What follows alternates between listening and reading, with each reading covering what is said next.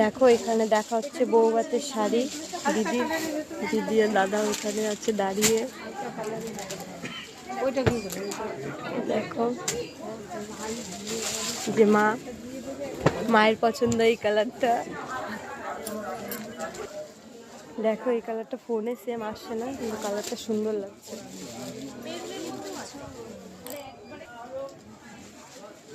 আরেকটা দেখাচ্ছে, কালারটা সুন্দর কিন্তু ফোনে ক্যাটকেটে দেখাচ্ছে।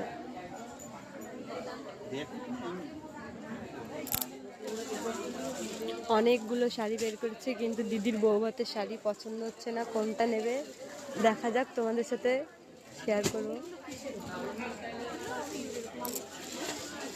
দিদির পছন্দ ওই সবুজ শাড়িটা।